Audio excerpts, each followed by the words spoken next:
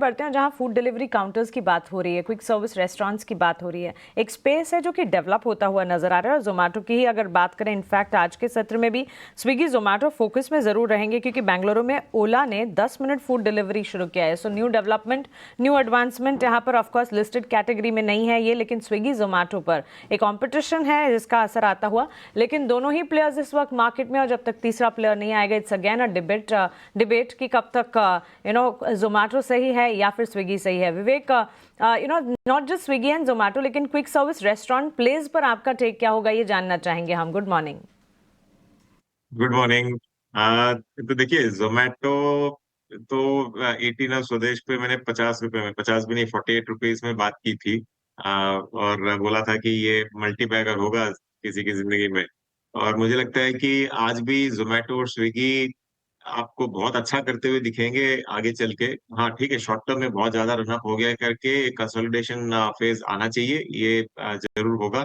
लेकिन आप अगर यहाँ से 5 साल और 10 साल बाद देखोगे तो ये सारे के सारे मल्टीबैगर बन के आपको दिखाएंगे।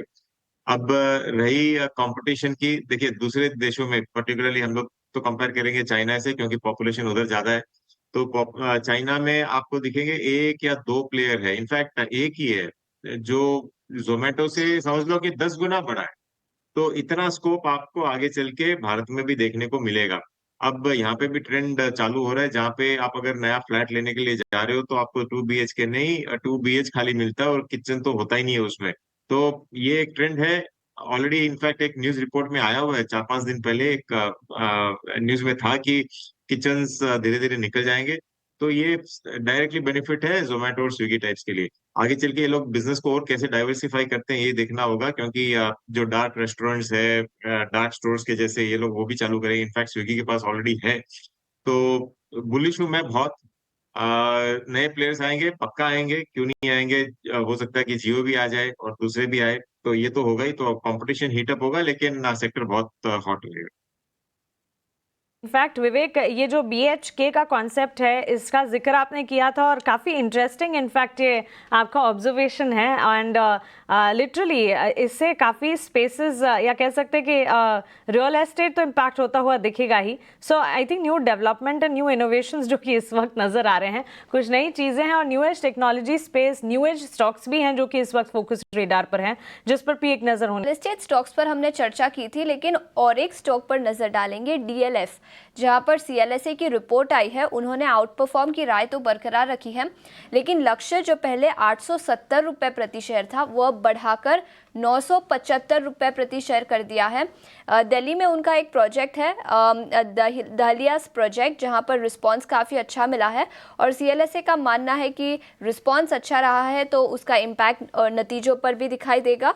और टोटल सेल्स करीब 10,000 से 11,000 करोड़ का कंपनी रिपोर्ट कर सकती है। तो काफ़ी अच्छा रिस्पांस, जिसके चलते CLSA की रिपोर्ट और इसी के चलते DLF में आज एक्शन दिखाई देगा। किरण, क्या राय होगी आपकी DLF पर?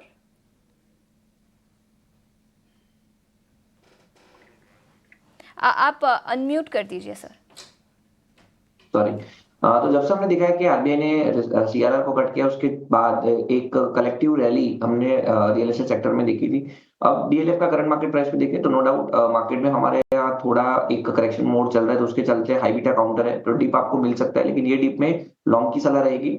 850 860 एक अच्छा खासा एक्यूमुलेशन जोन है, इसके इस जोन के अंदर हमें लॉन्ग करना चाहिए। 840 के नीचे का एक स्ट्रिक्ट स्टॉप लॉस रखिए जब तक 840 का लेवल ब्रेक नहीं होता, क्योंकि वहां पे मल्टीपल क्लस्टर मूविंग एवरेज का सपोर्ट भी है। तो अगर 840 ब्रेक नहीं होता है तो वापस यहाँ 900 तक की एक रैली आ सकती है। तो रिस्क रिवॉर्ड रेशियो 1:1 है, लेकिन काफी अच्छा चार्ट पैटर्न है, तो डिप में बाय करने की सलाह है।